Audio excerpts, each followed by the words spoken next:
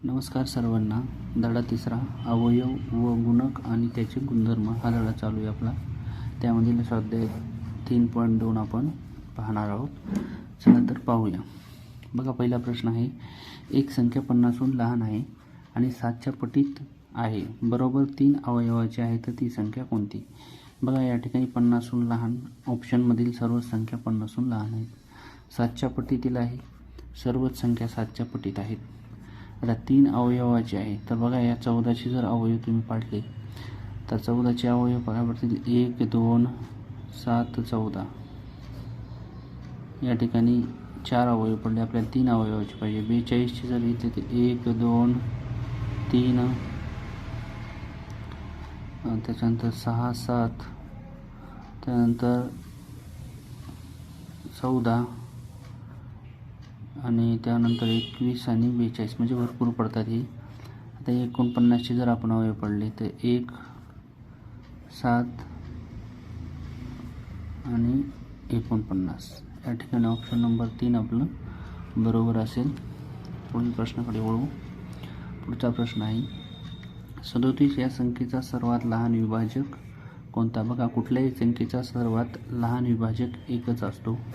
याचा option number 1 उत्तर येईल. पुढील प्रश्नाकडे वळूया. पुढचा प्रश्न आहे, जर 3 क्रमवार संख्येची बेरीज 15 आहे तर मधल्या संख्येचा वर्ग या ठिकाणी काढायचा आपल्याला. क्रमवार संख्या आहेत म्हणजे एका पाठोपाठ आहे. बघा, 3 आहेत म्हणून पहिली संख्या x घेऊ, दुसरी संख्या होईल x अधिक 1 आणि तिसरी संख्या होईल x अधिक 2. बघा, क्रमवार आहेत म्हणजे एका पाठोपाठ येणार आहे आणि ह्या तिघांची बेरीज आपल्याला 15 दिलेली. करू मग. x अधिक x अधिक 1 अधिक x अधिक 2 बरोबर 15 येईल. बघा, 1, 2 आणि 3 x या ठिकाणी राहतील आणि हे 1 आणि हा 2 म्हणजे हे 3 होतील, बरोबर 15. 3 अधिक 1 बाजू बदलल्या वजा होतील, 15तून 3 गेले, 3x बरोबर 12 राहतील. हे x आणि 3 मध्ये गुणाकार आहे ते भागाकारात होतील, 3 चौक 12. या ठिकाणी x म्हणजेच पहिली संख्या आलेली आहे, किती? 4. दुसरी संख्या असेल 5 आणि तिसरी असेल 6.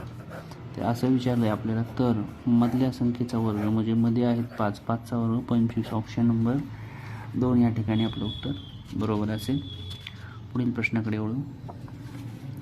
पुढील प्रश्न आहे, 1632 ही संख्या 2 संख्येच्या गुणाकाराच्या स्वरूपात लिहा, मात्र या 2 संख्येपैकी एका संख्येचे आणखीन अवयव पडू नयेत. अवयव पडू नयेत याचा अर्थ ती संख्या मूळ असायला हवी.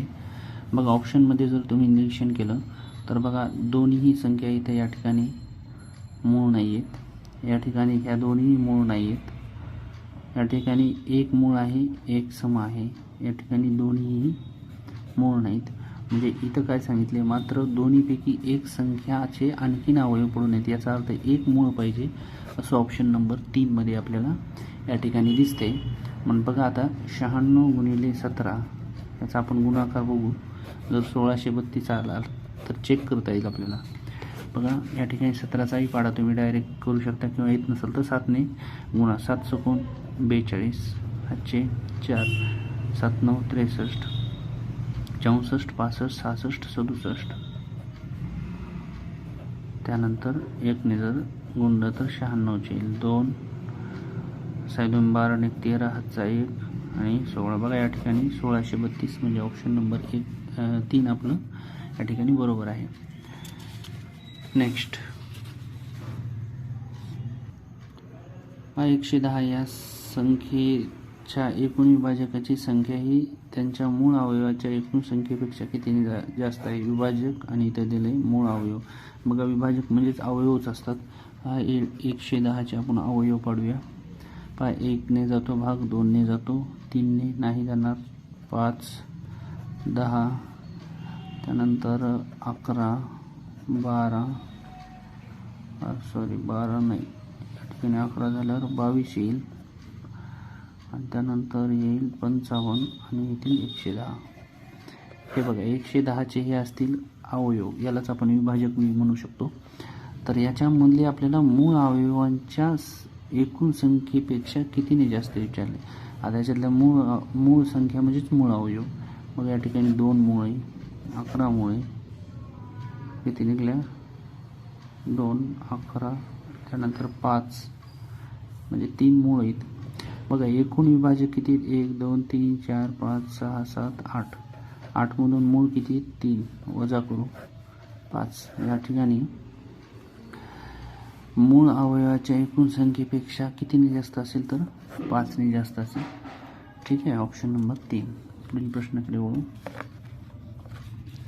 बघा 60चे विभाजक आहेत असं विचारले. बघा विभाजक आहेत, सर्वात लहान विभाजक कुठल्याही संख्येचा 1 असतो हे मी तुम्हाला सांगितले. बघा पहिल्या ऑप्शनमध्ये 1 तर दिसत नाही, म्हणजे हे ऑप्शन कॅन्सल होईल. आता या ऑप्शनमध्ये 1 आहे, या ऑप्शनमध्ये 1 नाही, इथंही 1 नाही. याचा अर्थ आपलं डायरेक्ट उत्तर निघलं ऑप्शन नंबर 2 या ठिकाणी उत्तर असेल. तर पहा या ठिकाणी 1ने, 2ने, 3ने, 4ने, 5ने, 6ने, 10ने, 12ने, 15ने, 20ने, 30ने, सर्वच्या सर्व हे 60चे विभाजक आहेत. Option number 2. पुढील प्रश्नाकडे वळूया. पुढचा प्रश्न आहे 60चे मूळ अवयव आहेत. आता या ठिकाणी मूळ काढायचे. तर मूळ अवयव म्हणजेच फक्त मूळ संख्या हे लक्षात घ्यायचं तुम्ही कधी पण.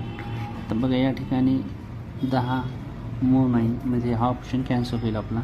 या ठिकाणी 6 मूळ नाही, हाही ऑप्शन कॅन्सल होईल. या ठिकाणी 4 मूळ नाही, हाही ऑप्शन कॅन्सल होईल. म्हणजे उत्तर काय आलं आपलं 3 नंबर. बघा या ठिकाणी अशा पद्धतीने तुम्ही उत्तर काढू शकता आणि रिचेक करा. बघा आता 2 2 4, 4 3 12 आणि 12 पंचे 60. Option number 3. ठीक आहे. पुढील प्रश्नाकडे वळा. 2 प्रौढ माणसाची वय दर्शवणाऱ्या संख्येचा गुणाकार आपल्याला 770 दिलेला आहे आणि त्यांच्या वयाची बेरीज विचारली. बघा प्रौढ माणसं, प्रौढ म्हणजे 18पेक्षा जास्त वय असणारी माणसं. ठीक आहे. आता बघा 770चे आपण अगोदर काय करायचे,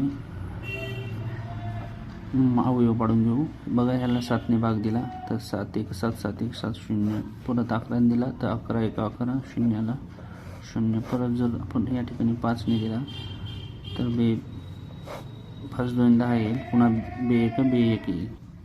आता पहा हे झाले आपले या ठिकाणी त्यांचे त्या संख्येचे अवयव. बघा जर आपण 7 गुणिले 11 जर केलं, 11 7 77 होईल. आणि जर 5 2 10 केलं तर 10 होईल. बघा या ठिकाणी 10 म्हणजे हा प्रौढ व्यक्ती होणार नाही, म्हणजे हे आपल्याला घ्यायचं नाही. आता काय करू, 7 गुणिले 5 करू. 7 5 35 आणि 11 या दोन्ही 22. बघा 22 वर्षाचाही प्रौढ माणूस असू शकतो. 35चा या दोघांची आपण बेरीज करू तर बेरीज येईल आपली 57. ऑप्शन नंबर 3 आपलं या ठिकाणी बरोबर असेल. चला पुढील प्रश्नाकडे वळूया. या ठिकाणी विचारलं 32चे मूळ अवयव काढण्याची प्रक्रिया. बघा मूळ अवयव म्हणजे मूळ संख्याच असल्या पाहिजे सर्व. बघा हे ऑप्शन कॅन्सल होईल, हा ऑप्शन देखील कॅन्सल होईल. बघा 1 किंवा 2 मध्ये आपलं उत्तर आहे. तर बघू कशाचा गुणाकार 32 येते. बघा 2 2 4, 4 2 8, 8 2 16, 16 2 32. ऑप्शन नंबर पहिलेच आपल्या या ठिकाणी बरोबर असेल. पुढील प्रश्न आहे बघा 8च्या पहिल्या 4 गुणितांची बेरीज विचारली. गुणित म्हणजे पाड्यातील संख्या. 8 1 8, 8 2 16, 8 3 24, 8 4 32 झाले 4. बघा हे 32 आणि 8 झाले 40 आणि 16 आणि 24 झाले 40. म्हणजे बेरीज येईल आपली 80. ऑप्शन नंबर 3 आपल्या या ठिकाणी बरोबर असेल. आणि एकदम लास्टचा क्वेश्चन असेल या त्यातला 3 आणि 5 यांची गुणिते असलेल्या पहिल्या 100 नैसर्गिक संख्येची संख्या किती. बघा 3 आणि 5 म्हणजे 3 5 15. मग 15च्या पाड्यात 100पर्यंत किती संख्या आहेत तर त्या आपल्याला काढायच्या आहेत. 15च्या पाड्यामध्ये बघा या 15 सकी 90. या ठिकाणी 6 संख्या असतील. अशा पद्धतीने आपला बघा तिसरा धडा या ठिकाणी संपलेला आहे. लवकरच आपण 4थ्या धड्यातील स्वाध्याय 4.1 या चॅनलवर टाकणार आहे. जर तुम्ही चॅनलला अजूनही सबस्क्राईब केलं नसेल तर सबस्क्राईब करा, लाईक करा आणि व्हिडिओ शेअर करायला विसरू नका. भेटूया पुढील व्हिडिओमध्ये. तोपर्यंत धन्यवाद.